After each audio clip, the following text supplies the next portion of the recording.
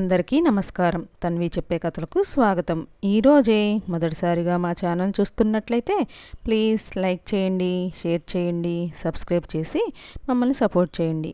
ఈరోజు శ్రావణ మంగళవారం, ఎంతో పవిత్రమైన విశేషమైన రోజు. శ్రావణ మాసంలోని ప్రతి మంగళవారం స్త్రీలు మాంగళ్యానికి అధిదేవత అయిన గౌరీదేవిని భక్తి శ్రద్ధలతో ఆరాధిస్తారు. మరి ఇంత విశేషమైన రోజున ఈ కథ వింటే చాలు, జన్మల పాపాలు తొలగి కోటి జన్మల పుణ్యం లభిస్తుంది, సకల శుభాలు కలుగుతాయి. మరి ఆ కథ ఏంటో ఇప్పుడు మనం ఈరోజు ఈ వీడియోలో తెలుసుకుందాం. అదే మంగళగౌరీ వ్రత కథ. ఒకప్పుడు సూతమహాముని సౌనకాది మహర్షులకి చెవులు విధుగా వినిపించిన మంగళగౌరీ మహత్యంను నారదమునింద్రులు సావిత్రీదేవికి ఉపదేశించిన మంగళగౌరీ వ్రతకథయు పూజా విధమును ఒకరోజు ద్రౌపదీదేవికి శ్రీకృష్ణుడు ఈ విధంగా చెప్పాడు. ద్రౌపది పరాశక్తియే మంగళగౌరీగా పేరు పొందింది. ఏ స్త్రీలైతే మంగళగౌరీదేవి కటాక్షం ఉంటుందో వారికి వైధవ్యం ఉండదు, సర్వ విద్య సౌభాగ్యములు కలుగుతాయి. ఈ పూజను శ్రావణ మాసంలో వచ్చే మంగళవారంలో చేయాలి. మంగళగౌరీదేవి పసుపు, కుంకుమ, పూలు, సుగంధం మొదలైన మంగళ ద్రవ్యాలతోనూ ఆవు నెయ్యితో వెలిగించిన దీపంలోనూ బాసిల్లుతుంది. ఆమెను పూజించి పునీతులైన స్త్రీలెందరో ఉన్నారు. త్రిపురాసురుని చంపడానికి వెళ్లే ముందు ఈశ్వరుడు గౌరీదేవిని పూజించి విజయం సాధించాడు. ఆమెను పూజించడం వల్లనే కుజుడు మంగళవారానికి అధిపతి అయ్యాడు. మనువంశజుడైన మండు అనే రాజు గౌరీదేవి వ్రత ప్రభావం వల్లనే చాలా కాలము భూలోకంలో సర్వసంపదలతో రాజ్యమేలాడు. అటువంటి గౌరీదేవి పూజించి వైధవ్యం తొలగించుకొని అదృష్టవంతురాలైన ఒక స్త్రీ గురించి చెప్తాను విను. చాలా కాలం కిందట మాహిష్మతి నగరాన్ని జయపాలుడనే రాజు పాలించుచుండెను. అతనికి అష్టైశ్వర్యములు ఉన్న పిల్లలు లేరు. అందుకోసం అతను బాధపడని రోజూ లేదు, చేయని పూజలు లేవు, నోచని నోములు లేవు, మొక్కని దేవుడు లేడు, చేయని పుణ్యకార్యము లేదు. కానీ ఫలితం శూన్యం. చివరకు పరమేశ్వరునికి అతనిపై కరుణ కలిగి ఒక సన్యాసి రూపంలో అతని అంతఃపురం ముందు నిల్చొని భవతీ భిక్షాం దేహి అని పిలిచాడు. కానీ జయపాలుని భార్య ఏదో పనిలో ఉండి పళ్ళెంలో అన్నీ సమకూర్చుని వచ్చుకోలోపు ఆయన వెళ్ళిపోయాడు. ఇలా వరుసగా 3 రోజులు జరిగింది. జయపాలుని భార్య ఈ విషయం భర్తకు చెప్పి బాధపడితే అతను, ఓ భార్యమణి, అతడు ప్రతిరోజు మధ్యాహ్నం కదా వస్తున్నాడు, అతను వచ్చే సమయానికి ముందే అన్నీ సిద్ధం చేసుకొని కూర్చో, అతను రాగానే వేయొచ్చు అన్నాడు. ఈ సలహా బాగుంది అని సరే అంది. అయినా ఆమె కర్మ పరిపక్వం కాలేదు ఇంకా.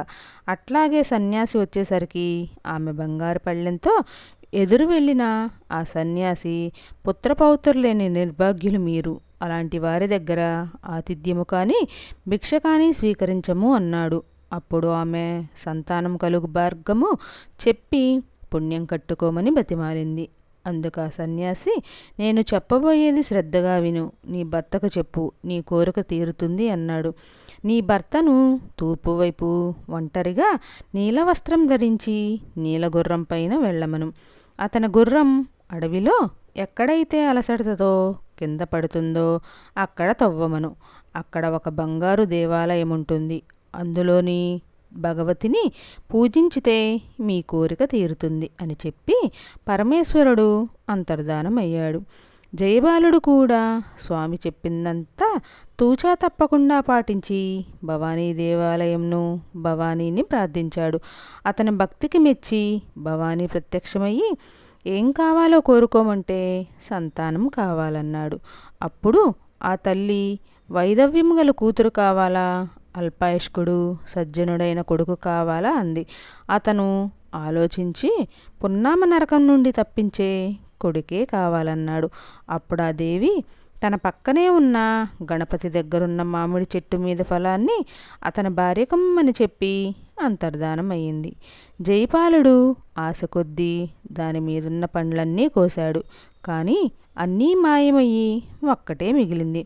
గణపతికి అలా కోసినందుకు కోపం వచ్చి, నీ ఈ చర్య వల్ల నీకు పుట్టబోయే కొడుకు 16వ ఏటనే పాముకాటు వల్ల మరణిస్తాడని శాపమిచ్చాడు.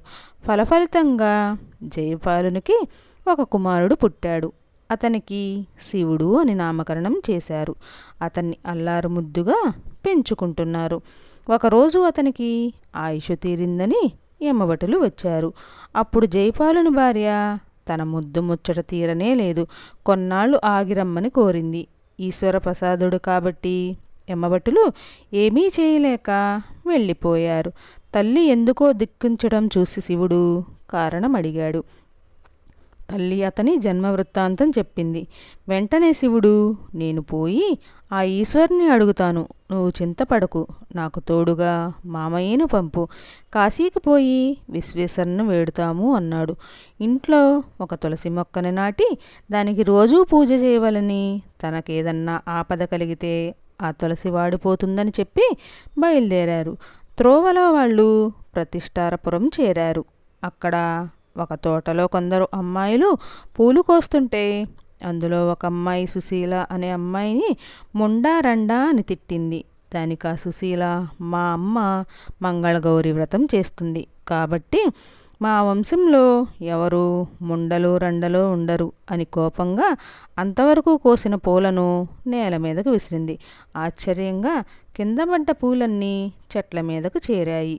ఈ వింత చూసిన శివుడు, ఈ అమ్మాయికి ఏదో మహిమ ఉన్నట్లుంది, ఇలాంటి అమ్మాయి నా భార్య అయితే ఎంత బాగుండు అనుకున్నాడు. సరిగ్గా అదే సమయానికి పక్కన ఉన్న గుడిలో సుశీల తల్లిదండ్రులు పార్వతీ పరమేశ్వరులకి పూజ చేసి, ఓ దేవదేవా, మా చిన్నారి తల్లికి తగ్గ భర్తని నీవే చూపించాలి అని వేడుకున్నారు. అలా వేడుకొని గుడి బయటకు రాగానే కనిపించిన స్ఫురదూపి అయిన శివుణ్ణి చూసి అతని పేరు శివుడని తెలుసుకొని ఆ పరమశివుడే ఈ శివుణ్ణి పంపారని భావించి అతని మేనమామతో సంప్రదించి రాత్రికి రాత్రే పెళ్లి జరిపించారు. వాళ్ళ పెళ్లిలో సుశీల తల్లి తన కూతురికి తను చేసిన మంగళగౌరి నోము ఉద్యాపన చేసింది. తర్వాత భార్యాభర్తలు భోజనం చేసి బ్రహ్మచర్య వ్రతులై దర్భాసనం మీద పడుకున్నారు. ఆ రాత్రి మంగళగౌరి ముత్తైదువు రూపంలో సుశీలకు కలలో కనపడి, నీ భర్త అల్పాయుష్కుడు, ఈ రాత్రితో అతని ఆయువు మూడింది, నేను చెప్పినట్లు చేయి, కాసేపటికి ఒక వృషసర్పము అతనిని కాటేయడానికి వస్తుంది, నువ్వు పాలున్న ఒక కుండను తెచ్చి ఆ పాము ఎదురుగా పెట్టు, కాసేపటికి ఒక వృషసర్పము ఆ పాము ఆ కుండలోకి వెళ్ళగానే నీవు ఒక వస్త్రాన్ని దానిపై కప్పేసి గట్టిగా కట్టేసి అమ్మను దానికి వాయనంగా ఇవ్వు, నీ భర్తకి గండం గడుస్తుంది అన్నది. సుశీల వెంటనే లేచి కూర్చుంది. గౌరీదేవి చెప్పినట్లే జరిగింది. కాళ్లపారాని ఇంకా ఆరని పాదం తన భర్త తొడ మీద ఉంచి ఎత్తుగా ఉన్న కుండను తీసింది. సుశీల కూడా గౌరీదేవి చెప్పినట్లు ఆ వృషసర్పాన్ని ఒక కుండలో పెట్టి వస్త్రంతో కట్టేసింది. కాసేపటికి ఆమె భర్త లేచి, ఆకలేస్తుంది, ఏమన్నా పెట్టమంటే అలాగే కొన్ని భక్ష్యములు పెట్టింది. అతను అవన్నీ తింటుండగా అతని చేతుకున్న ఉంగరం జారిపడిపోయింది. అతను చూసుకోలేదు. తర్వాత ఇద్దరూ నిద్రపోయారు. తెల్లవారముందే శివుడు మేనమామతో వెళ్ళిపోయాడు. శివుడికి శివకటాక్ష సిద్ధి కోసం బయలుదేరాడు అన్న తన కర్తవ్యం గుర్తొచ్చి కాశీకి వెళ్ళిపోయాడు. భార్యకి ఏ వివరం చెప్పకుండానే సుశీల లేచి చూసి భర్త పక్కన లేకపోవడం చూసి కిన్నురాలై అతని చేతి నుంచి జారిన ఉంగరాన్ని తీసి భద్రంగా అతని జ్ఞాపకంగా దాచుకుంది. ఉంగరం వదిలి వెళ్ళిన తన పతిదేవుడు ఎప్పటికైనా తిరిగి వస్తాడని అతన్ని తాను గుర్తించటానికి వీలుగా, అతనికి అతిథి మర్యాదలు చేయటానికి వీలుగా ఒక సత్రం కట్టించమని సుశీల తన తండ్రిని కోరింది. తండ్రి ఆమె కోరిక తీర్చాడు. సుశీల ఆ ఉంగరం ధరించి అతిథులకు రోజు కాళ్ళు కడుగుతూ ఉండేది. దాదాపు ఏడాది అవుతుండగా కాశీ వెళ్ళిన శివుడు అతని మేనమామ వాళ్ళు ఊరు తిరిగి వెళ్ళాలని నిశ్చయించుకున్నారు.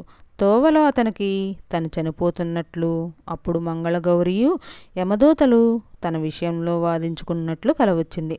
వాళ్ళు మరలా ప్రతిష్టానపురం వచ్చి ఈ అన్నదాన సత్ర దగ్గరికి వచ్చారు. సుశీల అతని కాళ్ళు కడుగుతుండగా గుర్తుపట్టి అతనే తన భర్త అని తల్లిదండ్రులకు చెప్పింది. తన స్వప్న వృత్తాంతం చెప్పగానే అతన్ని పరీక్షించగా ఉంగరం అతనికి సరిగ్గా సరిపోయింది. ఆ కుండ తెచ్చి చూస్తే అందులో ముత్యాల హారం ఉంది. అదే దేవీ ప్రసాదంగా స్వీకరించాడు. దైవకృప వల్ల ఆ కాళ్లపారాణి ఆరని కాలిగుర్తు అతని తొడ మీద కనపడింది. శివుడు కూడా తను ఎందుకలా వెళ్ళాడో వివరించాడు. శివుడు భార్యతో కూడి తన తల్లిదండ్రుల దగ్గరికి బయలుదేరాడు. పుట్టింట్లో మంగళగౌరి నోము నోచుకొని భర్తతో కలిసి అత్తమామల ఊరు వచ్చింది సుశీల. అన్నాళ్లుగా కొడుకు జాడ తెలియక అతని కోసం కన్నీరు మున్నీరుగా విలిపిస్తున్న అతని తల్లిదండ్రులు అందులైపోయారు. సుశీల మంగళగౌరి నోములో పెట్టిన కాటుక అతని తల్లిదండ్రులకి పెట్టింది. ఆ కాటుక పెట్టగానే వారికి తిరుగు చూపు వచ్చింది. కొడుకుని తిరిగి కళ్ళారా చూసుకొని వారికి ఆనందానికి అవధుల్లేవు. అల్పాయుష్కుడైన తన కొడుక్కి ఆయుష్ ఎలా వృద్ధి చెందిందో అంతా తెలుసుకున్నాడు జైపాలుడు. దానికంతా కారణం తాను నోచిన నోములేనని మంగళగౌరి కృప వల్ల తన స్వప్న వృత్తాంతం తెలిపింది. పుణ్యం కొద్ది పురుషుడు అన్నారు. ఆ పురుషుణ్ణి మంచి ఆయుష్ లేకపోయినా అతను చేసుకున్న భార్యా శిరోమణి చేసిన పుణ్యకార్యాల వల్ల, పూజా విధానం వల్ల అతనికి మేలే జరుగుతుంది అన్న విషయం వెల్లడవుతుంది. ఓ ద్రౌపది, మంగళగౌరి వ్రతంతో ప్రసాదంతో వైధవ్యం లేకుండా చేసుకొనవచ్చు అని చెప్పాడు కృష్ణుడు.